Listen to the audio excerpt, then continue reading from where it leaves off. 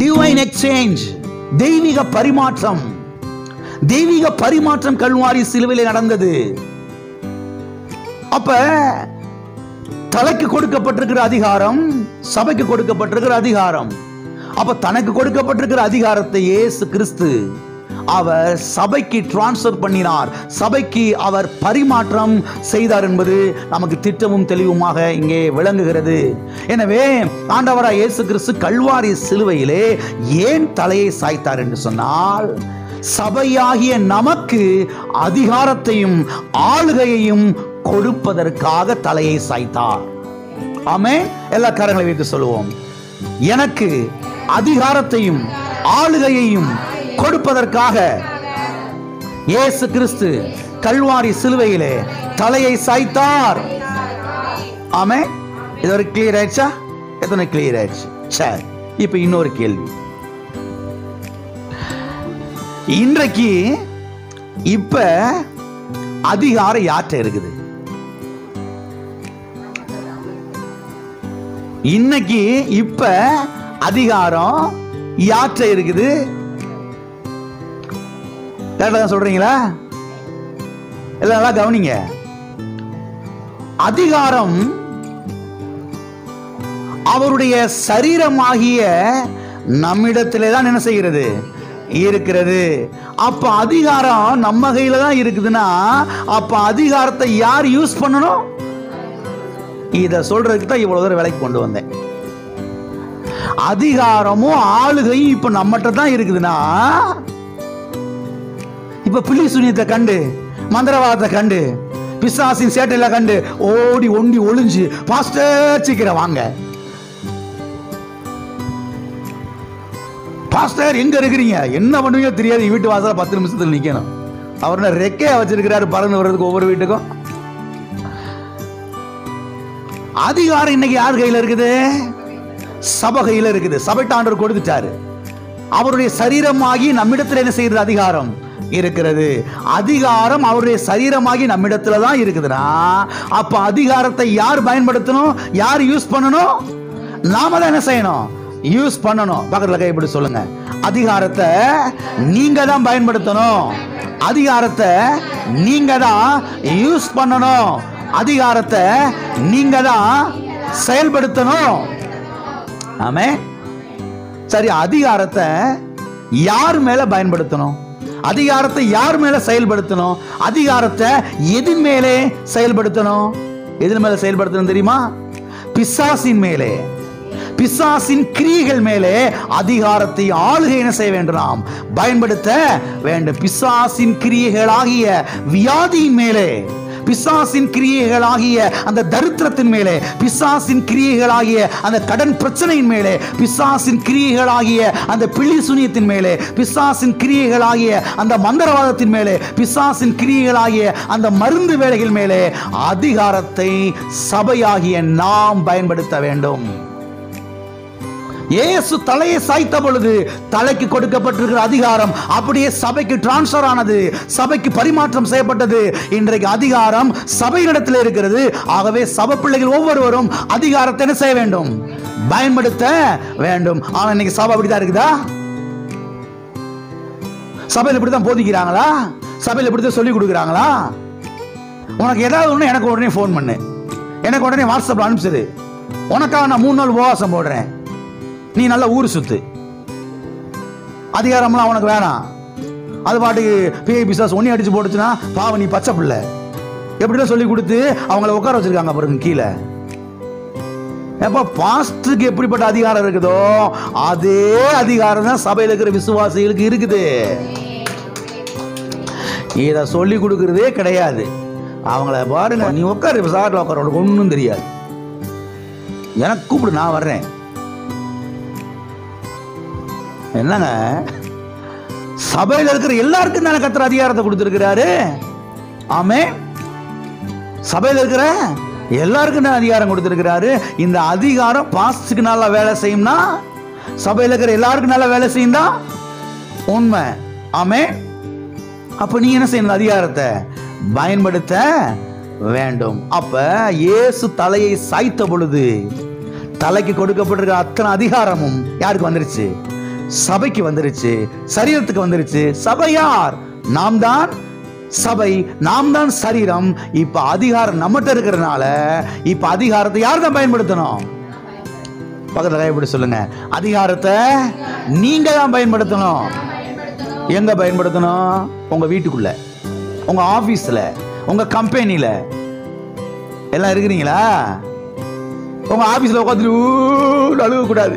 சர்ச்சில் ஆபீஸ்ல இருக்கிற எல்லாரும் என்னை கேலி பண்றாங்க, என்னை கிண்டல் அடிக்கிறாங்க, என்னை நக்கல் பண்றாங்க.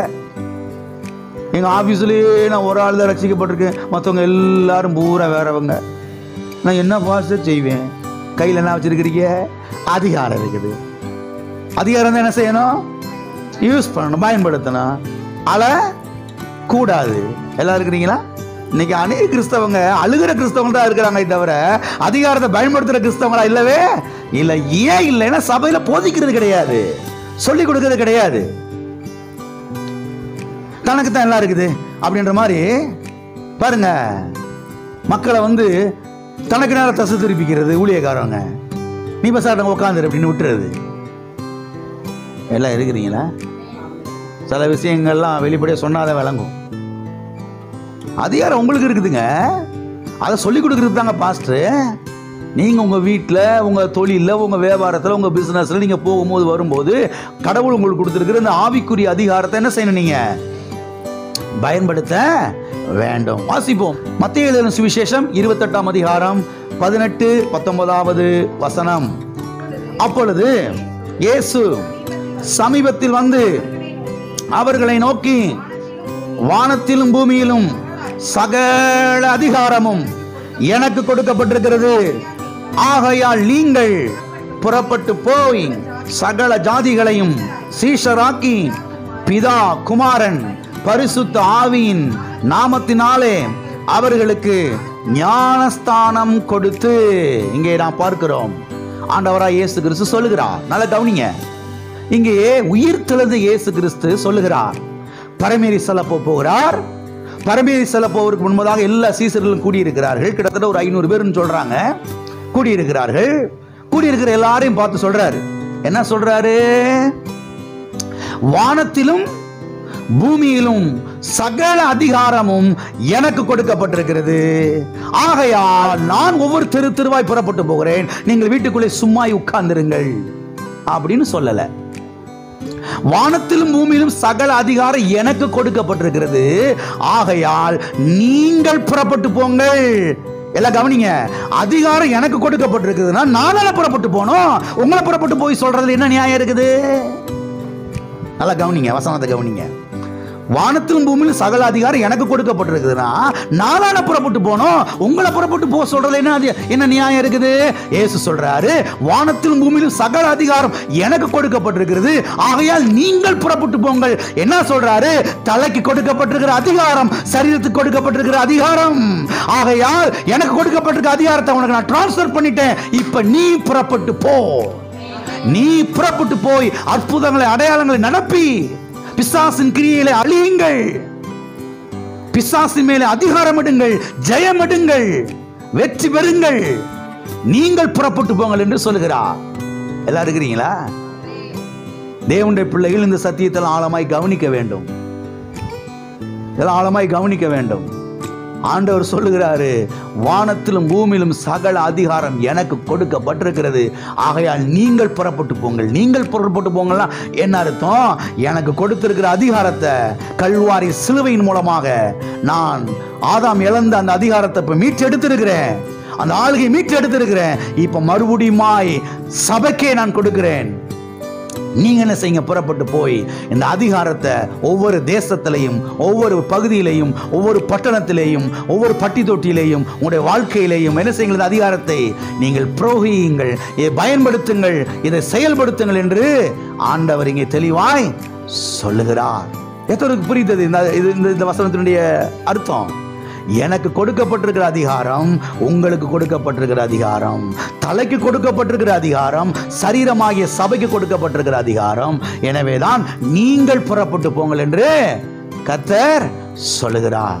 எனவே அதிகாரம் அவருடைய சரீரமாகிய சபையினிடத்திலே தான் இருக்கிறது. எனவேதான் இந்த அதிகாரத்தை நாம் என்ன செய்ய வேண்டும்? பயன்படுத்த வேண்டும். பக்கத்துல கைப்பிடி சொல்லுங்க, அதிகாரம் உங்க கையில் இருக்குது, ஆகையால் நீங்கள் பயன்படுத்துங்கள். ஆமென். வீட்டுக்குள்ள சல் சல்னு சவுண்டு கிடைச்சு பாஸ்டர்,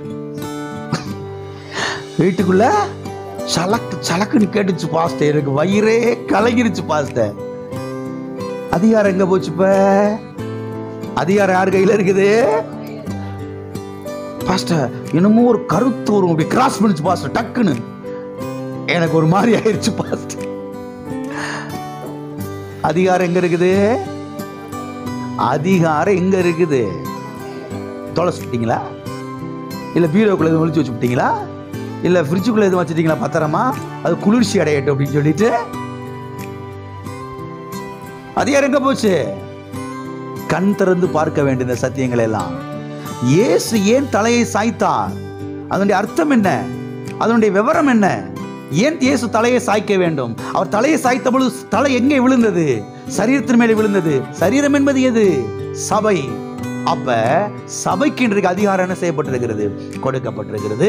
சபையில் இருக்கிற ஒவ்வொருவரும் இந்த அதிகாரத்தை என்ன செய்ய வேண்டும்? பயன்படுத்த வேண்டும். வியாதி வரும் பொழுது அந்த வியாதியின் மேல் அதிகாரத்தை என்ன செய்ய வேண்டும்? பயன்படுத்த வேண்டும். ஆமென். எல்லாரும் இருக்கிறீங்களா? தீமைகள் எழும்பும் பொழுது அந்த தீமையின் மேல் அதிகாரத்தை பயன்படுத்த வேண்டும். பொல்லாத மனிதர்கள் உங்கள் குடும்பத்துக்கு விரோதமாக எழும்பும் பொழுது இந்த அதிகாரத்தை என்ன செய்ய வேண்டும்? பயன்படுத்த வேண்டும். இன்னும் பல காரியங்கள் இந்த அதிகாரத்தை என்ன செய்ய வேண்டும்? பயன்படுத்த வேண்டும். இயேசுவின் நாமத்தினாலே இந்த வியாதி வேரோடு பட்டு போக முடியாய் நான் கட்டளையிடுகிறேன். இயேசுவின் நாமத்தினாலே இந்த கடன் பிரச்சனை வேரோடு பட்டு போக முடியாய் கட்டளையிடுகிறேன். இயேசுவின் நாமத்தினாலே இந்த பொல்லாத மனிதர்கள் எல்லாம் ஓடி போக முடியாய் கட்டளையிடுகிறேன். இயேசுவின் நாமத்தினாலே உன் பக்கத்தில் 1000 பேரும் உன் வலது பக்கத்தில் 10,000 பேர் விழுந்தாலும் அது உன்னை அணுகாதுன்னு சொன்னீங்களா ஆண்டவரே? உனக்கு விரோதமாய் ஒரு வழியாய் புறப்பட்டு வருவார்கள், 7 வழியாய் ஓடி போவார்கள் என்று சொன்னீரே கர்த்தாவே. ஆமென். அதிகாரத்தை எப்படி பயன்படுத்தணும் பாருங்க. இயேசுவின் நாமத்தினாலே என் குடும்பத்துக்கு விரோதமாய் திறக்கப்படுகிற இந்த நாவை இயேசு நாமத்தை நான் கட்டுகிறேன்.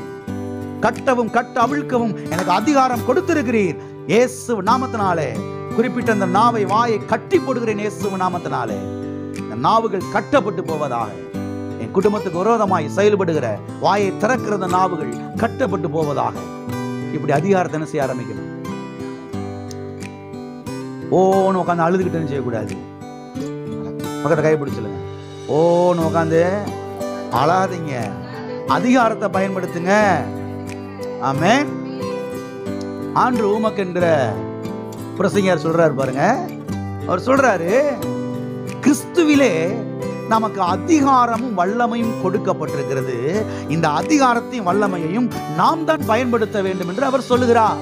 கிறிஸ்துவிலே, கிறிஸ்துவுக்குள் இருக்கிற ஒவ்வொருவருக்கும் அதிகாரமும் வல்லமையும் கொடுக்கப்பட்டிருக்கிறது. இந்த வல்லமையை நாம் தான் என்ன செய்ய வேண்டும்? பயன்படுத்த வேண்டும். எத்தனை பேர் கிறிஸ்துவுக்குள்ள இருக்கிறீங்க? எத்தனை பேர் புது சிருஷ்டியா இருக்கிறீங்க? அப்ப கர்த்தர் உங்களுக்கு அதிகாரத்தையும் வல்லமை என்ன செஞ்சிருக்கிறாரு? கொடுத்திருக்கிறாரு. இப்ப இந்த அதிகாரத்தையும் வல்லமையை என்ன செய்யணும்? பயன்படுத்த வேண்டும்.